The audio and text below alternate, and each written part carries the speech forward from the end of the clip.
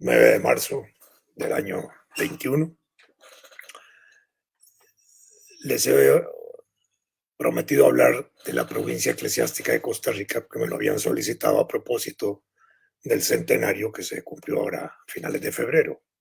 Sin embargo, en las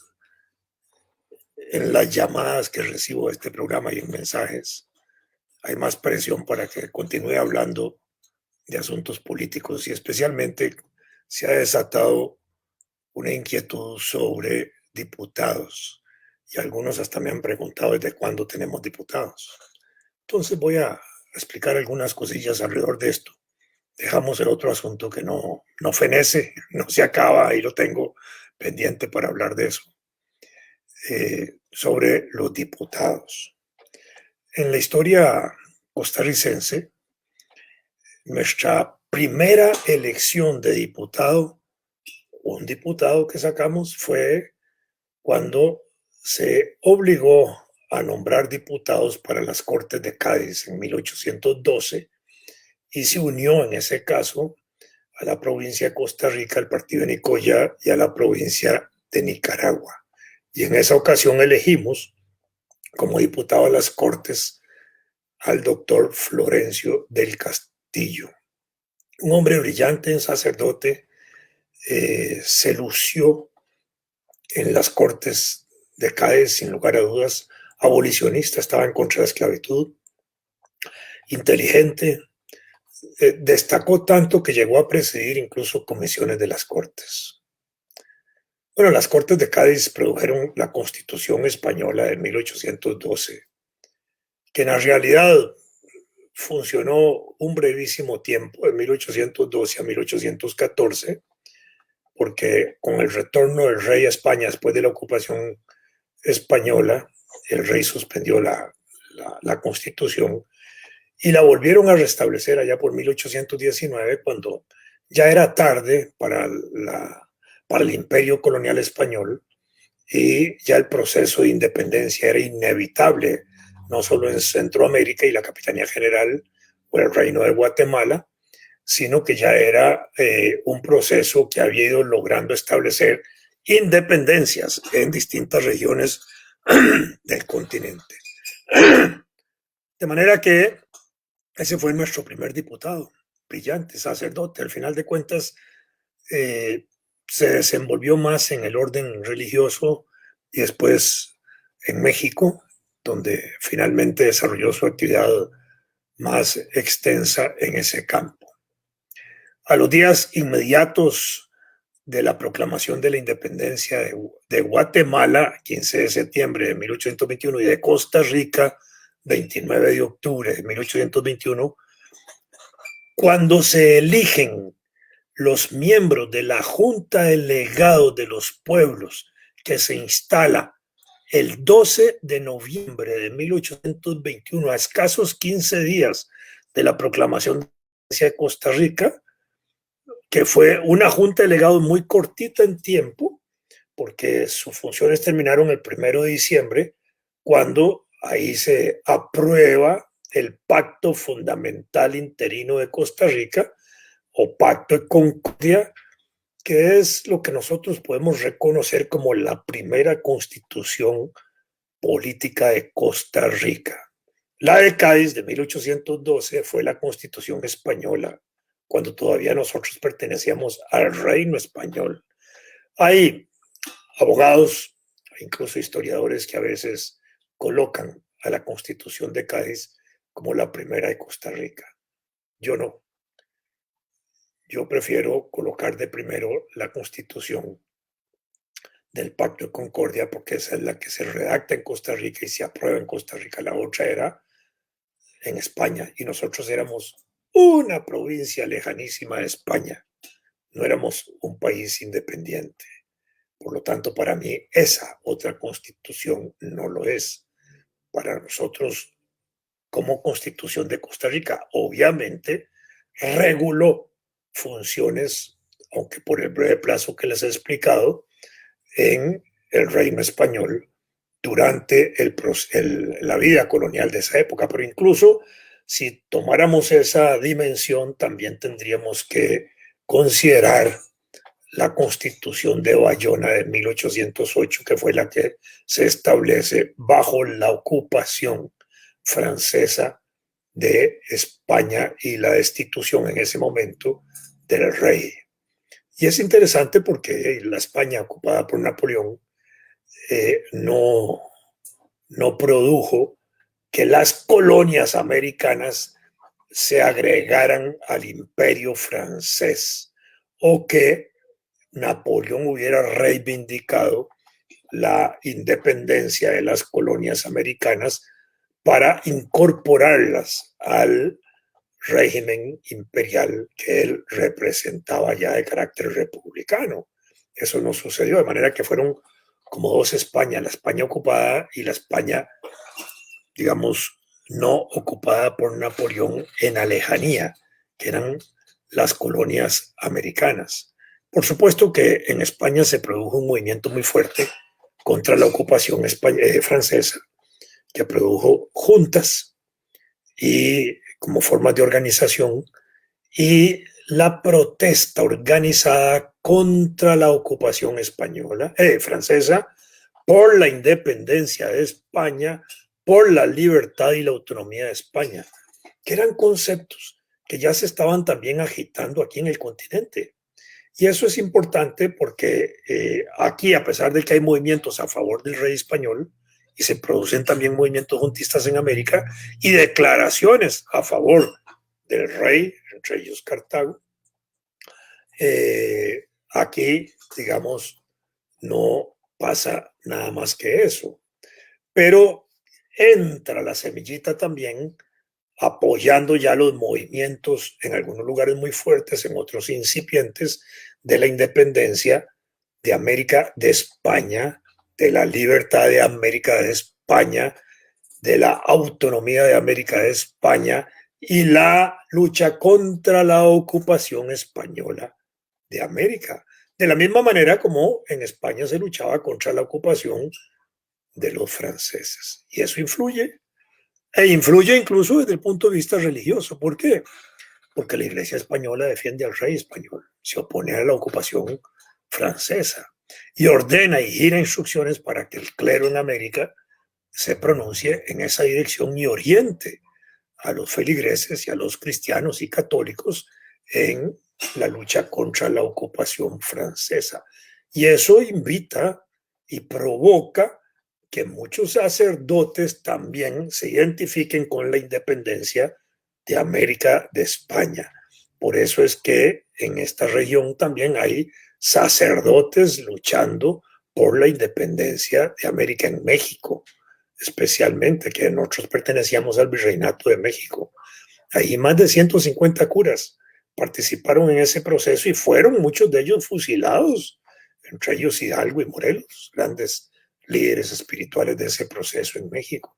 Bueno, esto para señalar entonces al doctor Florencio del Castillo, uno de los hombres más brillantes de ese momento y de las Cortes de Cádiz, y para señalar esa distinción entre la Constitución nuestra, la del Pacto Social Fundamental Interino de Costa Rica, de 1 de diciembre, que hizo, por acuerdo se impulsa, de la primera Junta de Delegados que fue electa.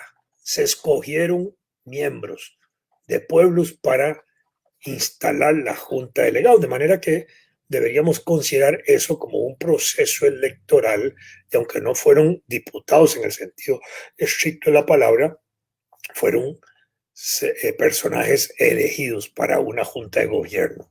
Quizás incluso esta instalación del 12 de noviembre de 1821, que es como decir el primer gobierno provisional de Costa Rica, para decirlo también en esos términos, podría considerarse una fecha de independencia gloriosa. ¿Por qué? Porque se instala por primera vez un gobierno propio costarricense y que toma decisiones significativas como la de que se redacte el Pacto Fundamental Interino de Costa Rica, Pacto de Concordia. Pacto fundamental o pacto de concordia son dos conceptos muy importantes desde el punto de vista de la ciencia del derecho y del derecho constitucional, porque implica una idea de que esa constitución resulta de un pacto que hacen los ciudadanos para poder vivir armónicamente en sociedad. Es un pacto de convivencia. Y ese pacto de convivencia se hace por delegación de la voluntad de los ciudadanos en ese grupo que redacta la Constitución, que expresa esa voluntad general. Así, ese concepto se desarrolla desde 1600 y pico, empieza a desarrollarse, 1688 en adelante empieza a desarrollarse ese concepto en la teoría política de aquellos años. Y aquí lo interesante, y después se desarrolla con Rousseau, con Hobbes, con Montesquieu, con Bodino, con una gran cantidad de pensadores que han influido en el desarrollo de la ciencia política, filosófica y de las ciencias políticas en general de finales del siglo XVIII y del XIX. Y entonces ahí está ese concepto. Eso significa que los que redactan el Pacto Fundamental Interino de Costa Rica o Pacto Concordia tenían en la cabeza conocimiento de esas ideas constitucionalistas, de esas ideas de una constitución como un pacto social. Y así lo desarrollan y así lo conciben y así lo acuerdan.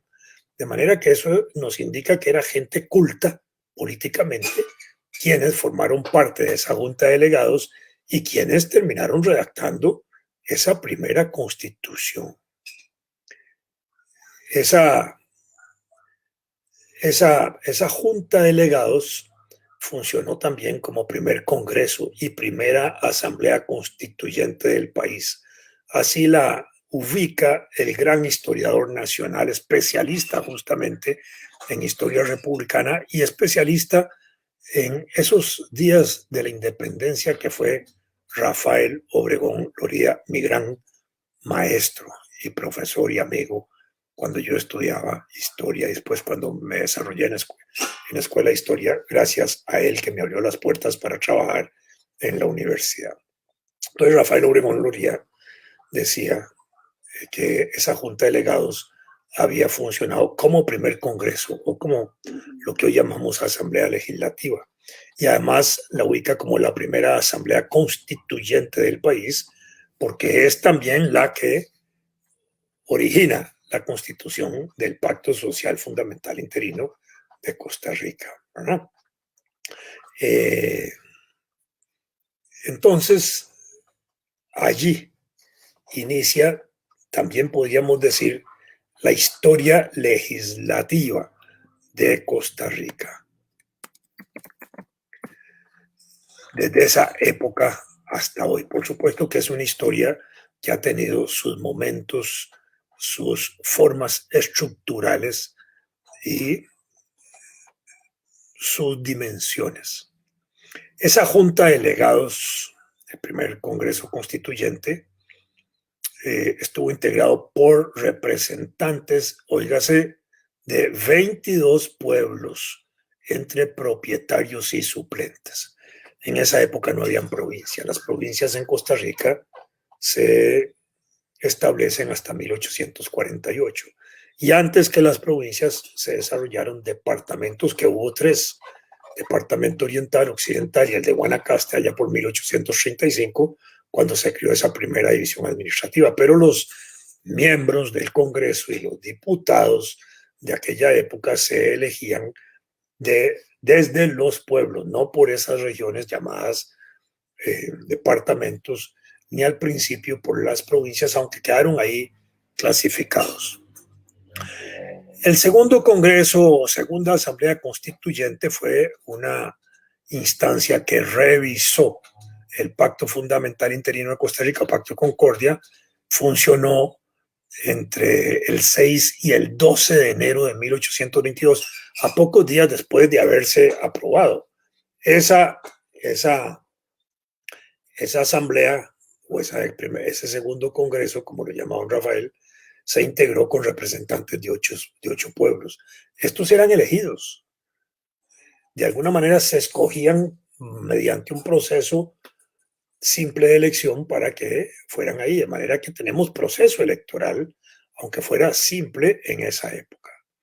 La llamada tercera asamblea constituyente o tercer congreso, en ese momento inicial de arranque de Costa Rica independiente, tuvo un periodo que va desde el 3 de marzo hasta el 10 de octubre de 1823. Es así, tiene un proceso más largo de funcionamiento.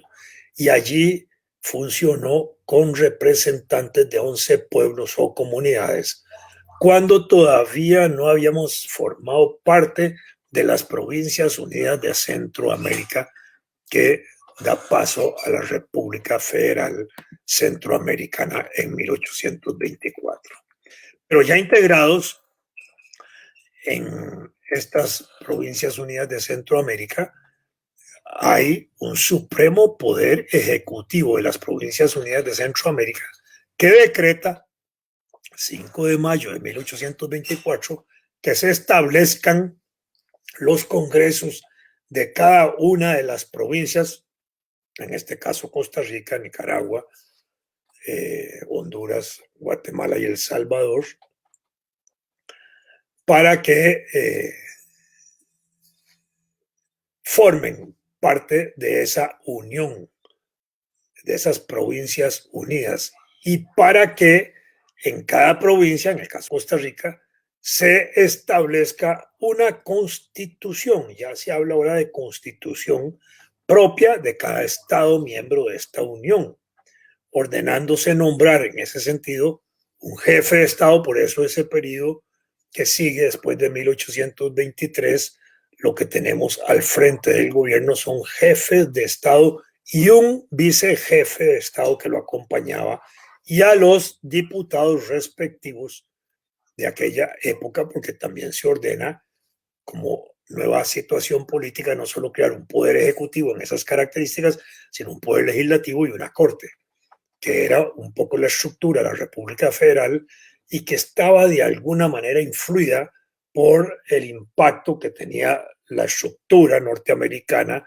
de gobierno, de la misma manera un poder ejecutivo, legislativo y judicial, y que eso repercute en ese momento hacia Centroamérica y en la forma federal de la organización que se adopta para ese momento.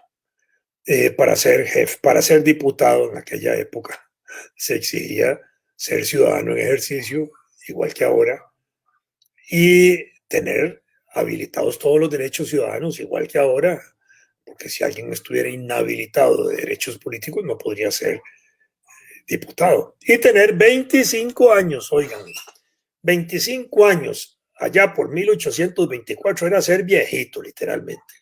No exagero. La expectativa de vida en 1800 era de 30 años, de manera que tener 25 años significaba tener como 70.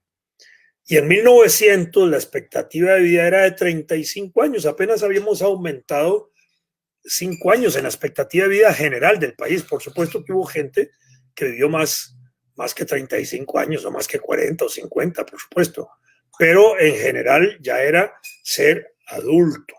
Y por eso se permitía también en aquella época matrimonios de niñas de 13, 14 años con personas de 25 o 30 años. El doctor José María Castro Madrid se casó con una joven que andaba en los 14 años por ahí. Y es por eso, porque en esa época la expectativa de vida era muy corta y entonces se permitía en la vida social del país ese tipo de situaciones. Hoy no, hoy la legislación y los conceptos de niña y niño y de adolescente y todo eso han cambiado y se protegen hasta los 18 años, ¿verdad? Y hoy se considerarían hasta violaciones los actos cometidos contra personas de esa edad, aunque hubiera consentimiento. Y consentimiento también de los padres, porque en aquella época esas situaciones se hacían con aval o con consentimiento de los padres. Pues bien, ya instalado ese poder ejecutivo, también hubo un Congreso Federal Centroamericano para el cual se eligieron diputados para formar parte del Congreso Federal. La cuarta Asamblea Constituyente o el cuarto Congreso fue ya en el periodo del Estado, cuando formábamos parte de la República Federal. Esa Asamblea Constituyente se instaló el 6 de septiembre de 1824 y tuvo 12 diputados propietarios y 4 suplentes. Era un Congreso pequeñito para verlo hoy, pero grandote para la época. Porque si estamos hablando de 12 diputados y 4 son 16 para una población que andaba rondando los 40,000 habitantes, por decir algo, en 1824, 50,000 lo más, era de muchos diputados para ese momento. Si hoy tenemos 57 para 5 millones, entonces en aquella época eso era una representación muy poderosa. El 23 de septiembre de 1824, la República Centroamericana decretó la ratificación absoluta del Estado de Costa Rica y se dispuso igualmente, perdón, fue el decreto interno, se dispuso igualmente la organización del gobierno. Una cosa interesante de aquella época es que el vicejefe de Estado, como decir hoy el vicepresidente número uno en ese caso, porque ahora hay 2 vicepresidentes, el número uno presidía el Congreso al estilo de cómo se hace en Estados Unidos, que el vicepresidente o la vicepresidenta, como es hoy la señora Harris, preside el Congreso. En este sentido se seguía la tradición no solo de la República Federal Centroamericana, sino probablemente también la del Congreso de Estados Unidos, que se dice que influyó mucho en la organización de la República Federal. Ya en 1832, un 11 de abril, por cierto, la Asamblea acuerda su primer reglamento legislativo. Y así se inicia la vida legislativa y parlamentaria del país, ya con diputados, con reglamento de funciones de la Asamblea, etc. En 1838, el Congreso se hizo representar por diputados de 7 pueblos. Pero en 1838 ya existían los departamentos, el occidental, el oriental y el de Guanacaste, y sin embargo, la representación se hace por pueblos, no por departamentos. En 1844 se empezó a reconocer la región de Guanacaste de manera importante, que ya era un departamento, con su propio representante. Entonces aparecían entre los pueblos Guanacaste. Guanacaste muchas veces era sinónimo de Liberia. Año en que también funcionó en ese momento un Senado, que era un segundo cuerpo legislativo, que lo tuvimos funcionando en 3 ocasiones en el país, por breve plazo. Nunca funcionó adecuadamente. La última vez que se estableció el Senado fue en la Constitución de 1917. Tal vez para un país como el nuestro no es necesario establecer un Senado, un país pequeñito, ¿verdad? De manera que una asamblea legislativa bien puede funcionar y hacerla más poderosa, si se quiere, hasta con más diputados para que haya una mejor representación popular. A razón, ojalá, de un diputado por cada 50,000 habitantes, y eso podría significar casi 200 diputados, ¿verdad? Pero bueno, no estamos en esa discusión por ahora, pero son parte de los problemas que se discuten cuando hemos analizado eso en las comisiones estas de reforma del Estado y las llamadas comisiones de notables. Siempre vimos la necesidad de aumentar el número de diputados y siempre hubo una discusión, obviamente, sobre cuántos, pero en estudios que hicimos para esas discusiones, sobre 160 países de 194 que vimos, en esos 160 países, para una población similar a la nuestra, habían entre 160 y 220 diputados en los distintos congresos. Y en América Latina, países iguales al nuestro o más pequeñitos tienen más diputados que nosotros. Entonces, esa es una discusión que siempre va a estar abierta, aumentar o no. Hay propuestas ya en la Asamblea Legislativa para aumentar el número de diputados, cambiando incluso el sistema de elección actual, ¿verdad? Incluso hay propuestas concretas de llevarlo casi hasta 80 diputados por nuevos cambios en la elección de diputados. En la última comisión de notables que yo estuve, yo hice una oferta parecida de elevar con 30 más el número de diputados que fueran electos directamente y de manera nacional, de manera que se elevara a 87. Bueno, esa es discusión, obviamente no se aprobó y no tuvo un buen ambiente de repercusión con la gente que está pendiente del trabajo legislativo y que le asombra y asusta que puedan elegirse malos diputados, porque en el fondo la oposición para aumentar el Congreso es la mala calidad de los diputados, no la buena calidad de los diputados, sino la mala calidad de los diputados. Pero esa es una discusión que sigue pendiente en el país y en algún momento habrá que abordarla. Incluso el nuevo edificio legislativo se construyó pensando en la posibilidad de que el Congreso pudiera aumentarse casi hasta 150 diputados. Y los espacios están ya predeterminados, están bien definidos para el eventual caso o situación en que eso pudiera producirse. Por ahora seguimos con los 57 diputados. Muy bien. El 31 de agosto de 1848, el doctor José María Castro Madrid declaró la República de Costa Rica e instaló el Congreso.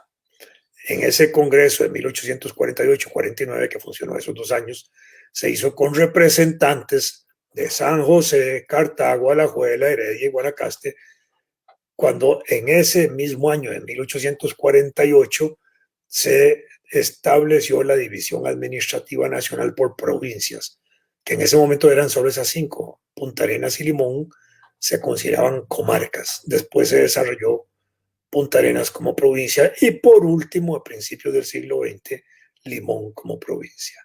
Esa constitución de 1848, incluso de manera interesante, estableció que el término de plazo de los diputados era de 6 años, pero que debía renovarse por mitades cada 3 años.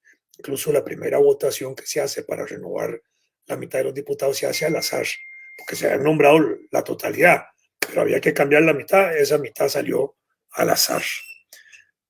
Con la República también apareció la figura del presidente. Desde 1848 tenemos la figura del presidente de la República. Antes existía el jefe de Estado, porque el presidente de la República Centroamericana era ese.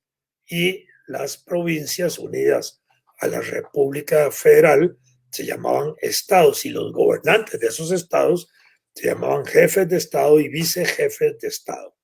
Pues bien, a partir de 1848 tenemos la Declaración de la República. Hay colegas historiadores que definen también esa fecha como una fecha emblemática, importante, de declaración de independencia, porque salimos de la Federación Centroamericana. Bueno, son las discusiones que hay. Y pueden haber otras fechas alusivas a esos eventos que pueden marcar independencias de Costa Rica, que fueron afirmando, obviamente, la que se había tomado en Cartago el 29 de octubre y reafirmando la que fue el detonante de todas esas declaraciones, que fue la de Guatemala, que nos invitó a nosotros a pronunciarnos y que nosotros lo hicimos el 29 de octubre de 1821. En la Constitución Política de 1848 entonces estableció esa duración de 6 años. Apareció junto a la figura del presidente, ya no el vicepresidente como se llama hoy, sino lo que se llamó designados a la presidencia, que sustituyeron al jefe, al vicejefe de Estado. Y en esa ocasión se establecieron 3 designados a la presidencia. En esa fórmula en muchos casos apareció como designado muchas veces un hermano del presidente. Es interesante porque hoy habría dificultades para hacer esos nombramientos de esa manera, pero, y se impide incluso, pero en aquella época eso era permitido. Y ahora vamos a ver unas cosillas interesantes respecto a eso.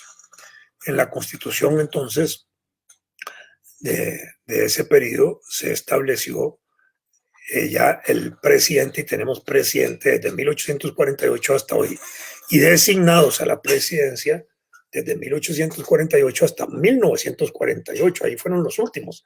El último designado en ejercer la presidencia fue Santos León Herrera, ingeniero, que ejerce la presidencia desde el 19 de abril de 1948 hasta el 8 de mayo, que le entrega el gobierno a José Figueres, que le había dado un golpe de Estado a Otilio Ulate el 1 de mayo para que él quedarse en el gobierno por un lapso de 18 meses.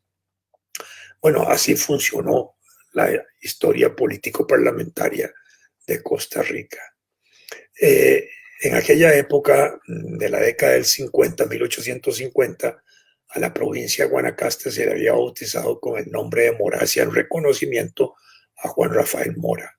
Y no tanto por el papel en la guerra, sino ya desde antes se le había llamado así.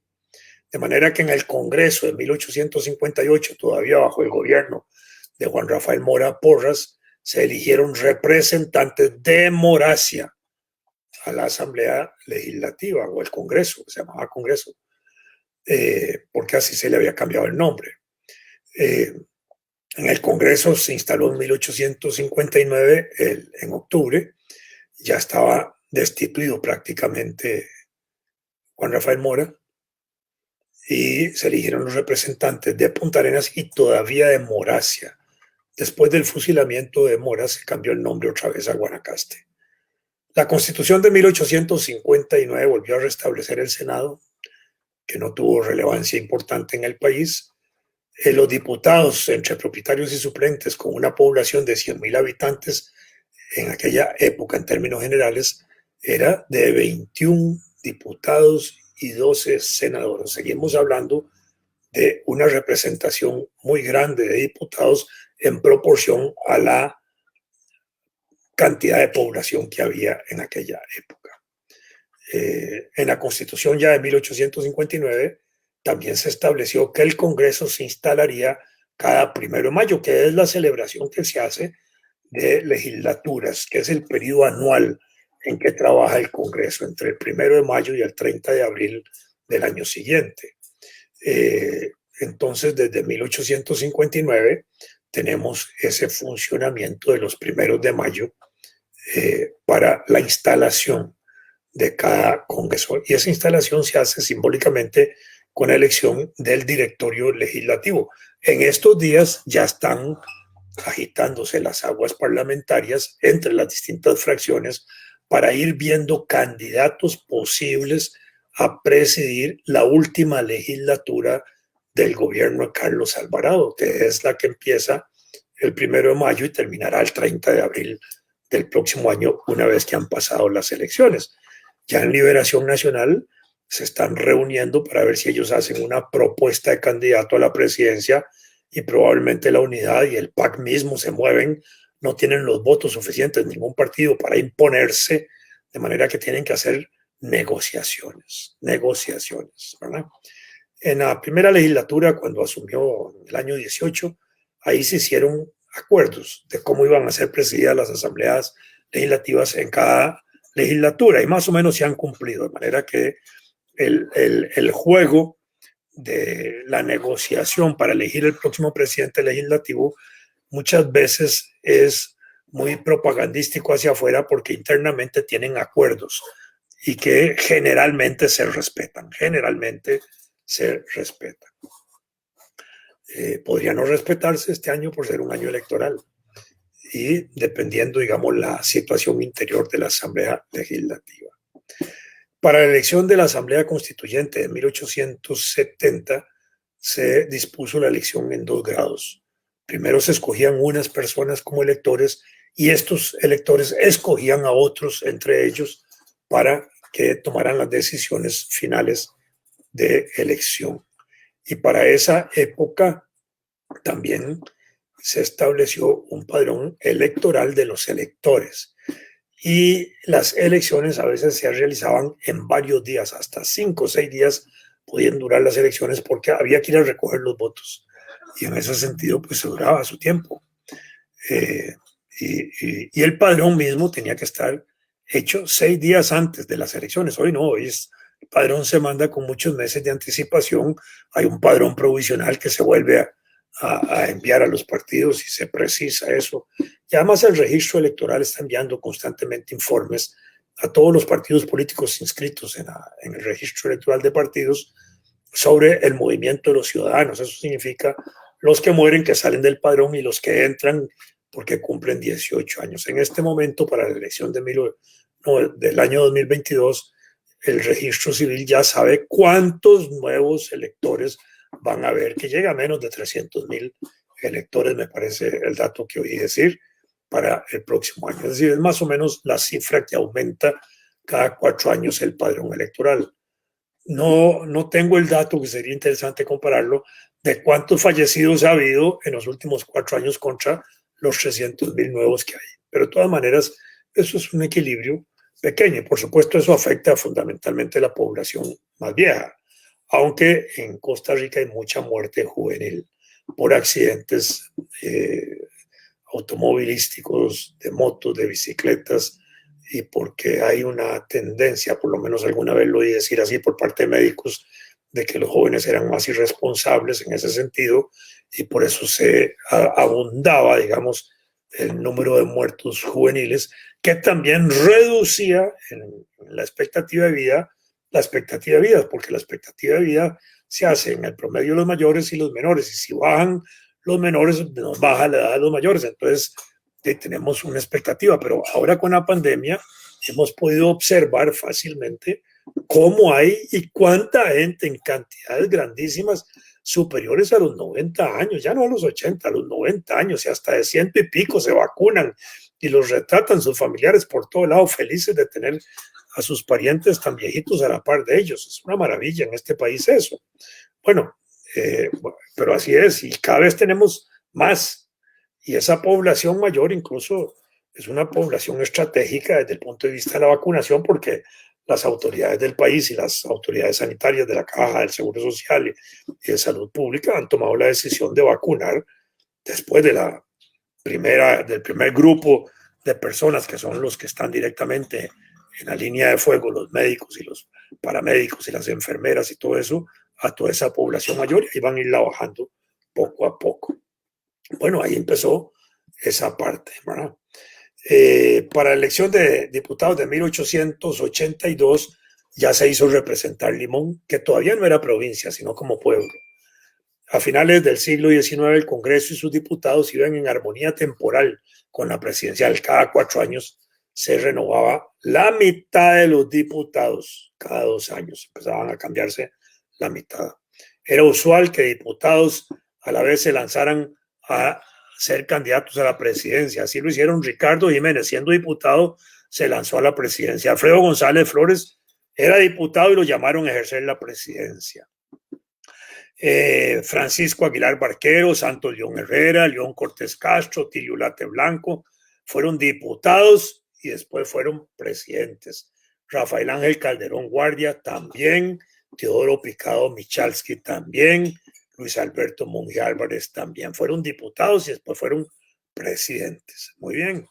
Pero algunos presidentes, después, antes de 1948, fueron nombrados diputados después de que ejercieron la presidencia de la República. Esto es muy interesante, porque estaban en el puesto más alto del poder político y después bajaban a la diputación de manera sencilla.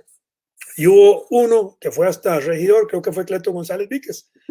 Es decir, no les importaba haber estado en altura y después bajar a la llanura.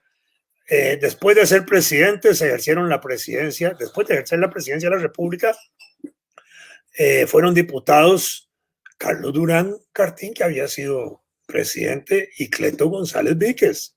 Ya después de 1948, eso no se prohíbe, pero no se acostumbra. Por eso es que los presidentes después de 1948, ninguno baja a ser diputado y menos a ser candidato en una alcaldía o en un consejo municipal.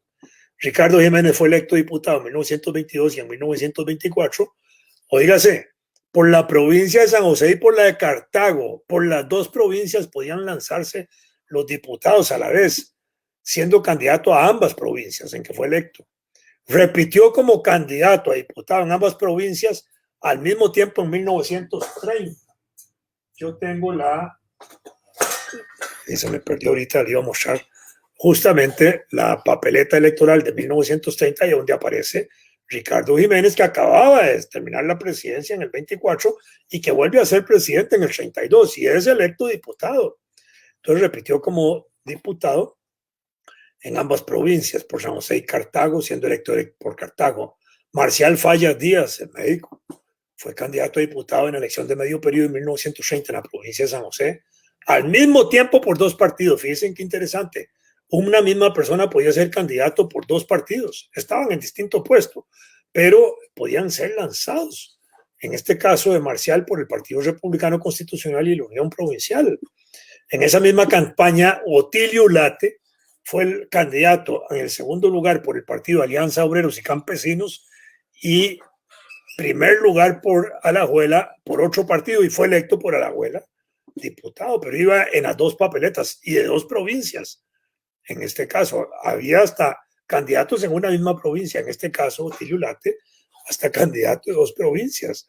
Fíjense que es interesante porque eso hoy no se permite, el tribunal no admite esa pertenencia, ni siquiera permite el tribunal que una persona pueda ser miembro de una asamblea distrital de un partido y de otra asamblea distrital en otro.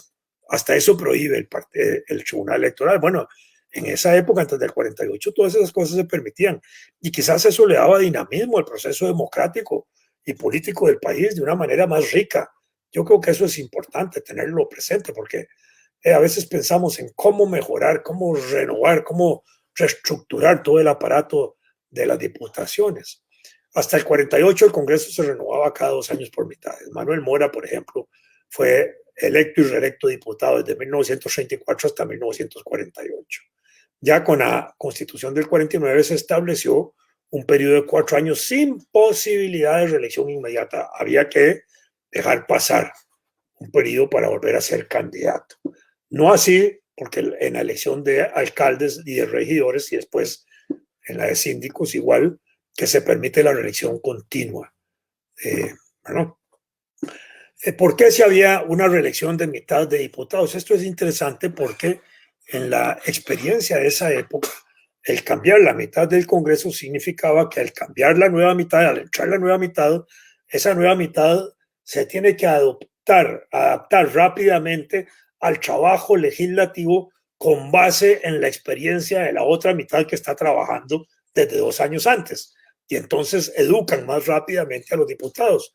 Hoy no, hoy al cambiar la integridad, la totalidad de la Asamblea Legislativa, se dice que los diputados, la totalidad, dura hasta 10 meses a veces para entender y manejar bien el reglamento legislativo durante el primer año de diputados y eso atrasa mucho el proceso. Entonces, la posibilidad de que se puedan cambiar diputados a medio periodo tiene su significado importante en eso, pero también en la posibilidad de renovar diputados cuando han sido malos. ¿Por qué? Porque la mitad podía volverse a reelegir. La que tenía que salir podía tener derecho a la reelección, pero también los ciudadanos tenían derecho a decir, ya no, no me gusta, no fue un buen diputado o lo que sea. Ya en 1953 empezó a elegirse diputados y presidentes en un solo paquete. Ahí iban ya en la elección nacional. Hasta el 2010 se elegían también en el mismo acto los regidores y síndicos.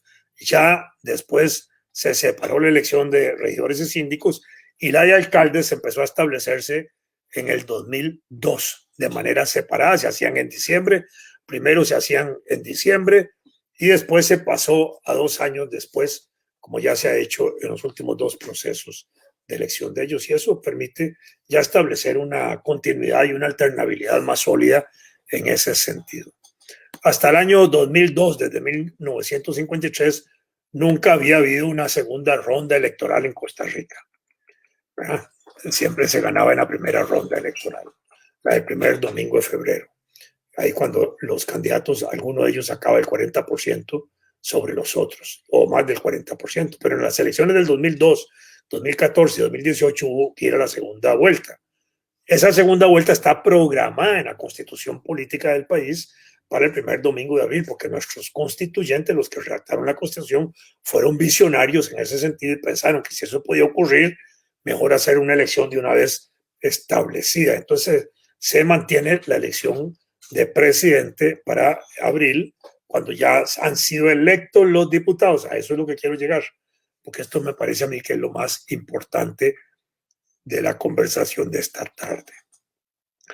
En las elecciones de segunda vuelta, del 14 al 18, resultó electo el Partido Acción Ciudadana, que solo eligió 14 y 10 diputados respectivamente, un partidillo pequeño, desde el punto de vista del número de diputados que tuvo en la primera ronda en febrero, que es la que elige los diputados.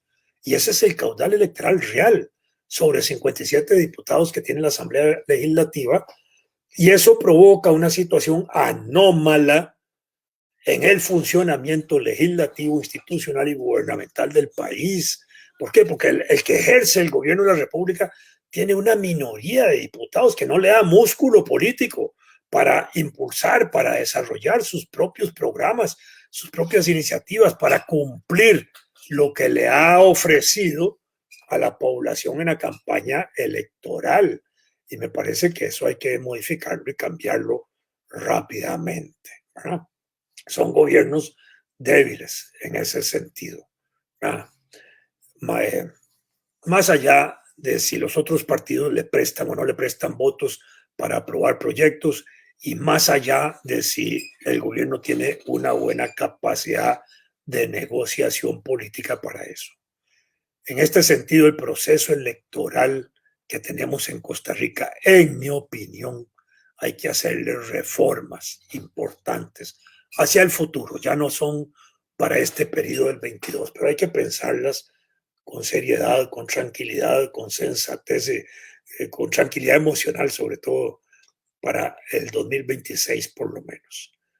Una posibilidad es la reelección consecutiva de diputados, como se hacía antes del 48, incluso cambiándolo si fuera el caso a medio periodo, por ese papel importante que juega la escuela, la Asamblea Legislativa como escuela y universidad legislativa en la formación de diputados.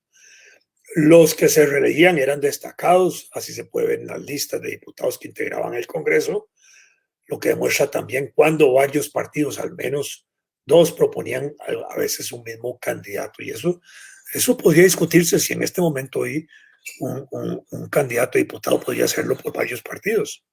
De pronto sería algo interesante, y hasta por distintas provincias.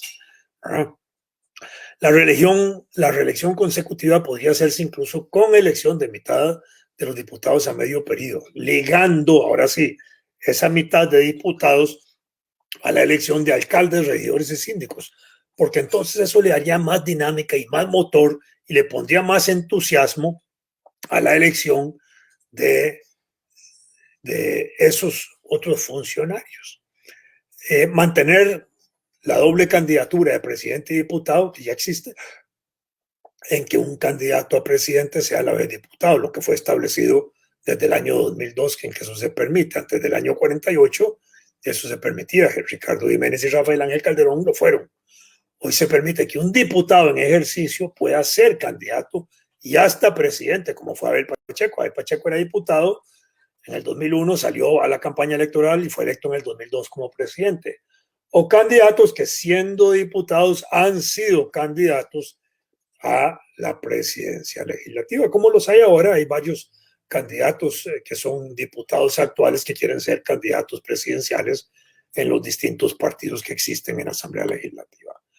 Hay que valorar un mecanismo para que los candidatos a la presidencia, que no son electos diputados, pero que sacan un porcentaje importante de votos o un número de votos determinado, puedan ser electos diputados. Eso me parece a mí que le daría al Congreso calidad política y dirigentes políticos que por su condición de ser candidatos presidenciales pueden ayudar en ese sentido a impulsar mejor desde la Asamblea Legislativa el papel de los líderes o de los liderazgos de los partidos políticos con sus diputados y el reconocimiento nacional por los votos obtenidos. Me parece que esa es una reforma que hay que considerarla, hay que valorarla, hay que verla.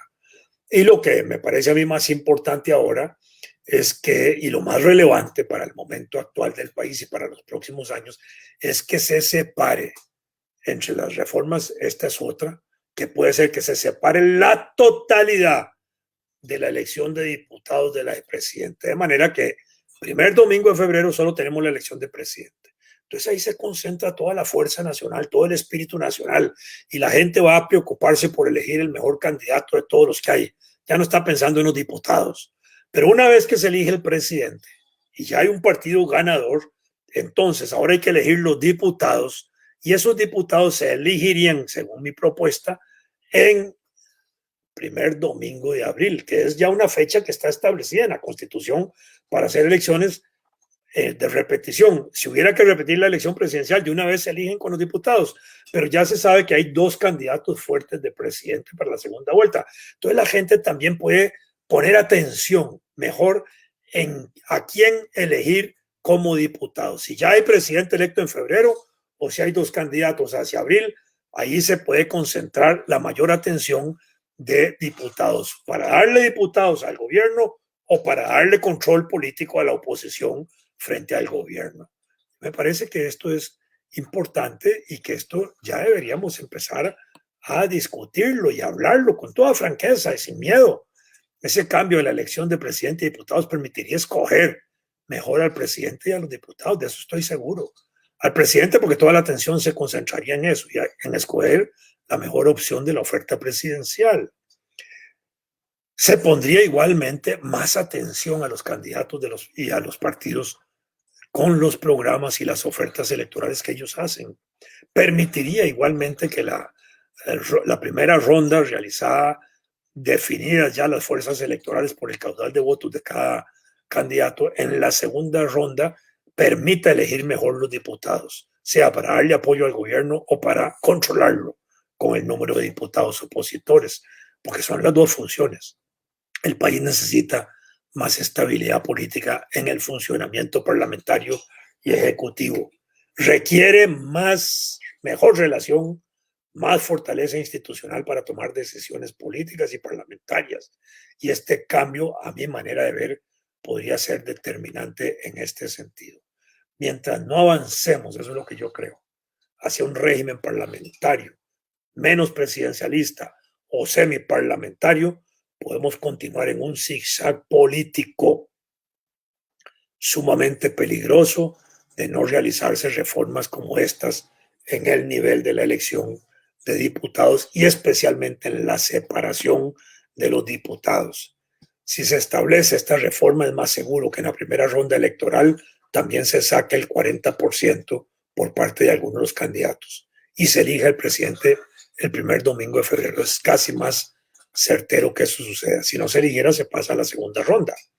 Pero estoy seguro que la gente valoraría, sin lugar a dudas, ese momento particular para elegir. Para esta elección que está encima, la del 2022, estas propuestas que yo menciono no son posibles de hacerlas. No hay voluntad política, se requiere una reforma constitucional, habría que consultarle al Tribunal Supremo de Elecciones, y el Tribunal ha sido siempre una institución poco democrática en ese sentido, en impulsar reformas democráticas por su propia iniciativa para mejorar el régimen democrático electoral de Costa Rica. Pero bueno, pero es parte de eso, y porque eso también requiere un gran acuerdo político, al menos de los partidos que parlamentarios o no parlamentarios que están o no están en la Asamblea Legislativa estén de acuerdo en ese sentido, porque yo creo que es donde se debe empujar, y que personas que opinan así como yo, gestores de opinión, analistas ante la opinión pública, también de una u otra manera contribuyamos a fomentar esta discusión y abrirle espacio a esta discusión. Si no lo hacemos para el 2022, por lo menos podemos avanzar hacia el 2026 si para esa época no se ha hundido el barco nacional antes, o si no le permiten salir de puerto porque no le desaten los amarres del muelle de la inoperancia política como se ha venido haciendo en el país desde hace mucho tiempo y de muchas maneras distintas. Yo pienso que todavía tenemos tiempo, pero no mucho, si queremos sacar adelante el país por buenos caminos, con seguridad, pensando en el mayor bienestar y la mayor felicidad posible para el pueblo costarricense. Por lo menos dejo estas inquietudes de estos cambios que se me ocurren que son urgentes en el país. Muy buenas tardes.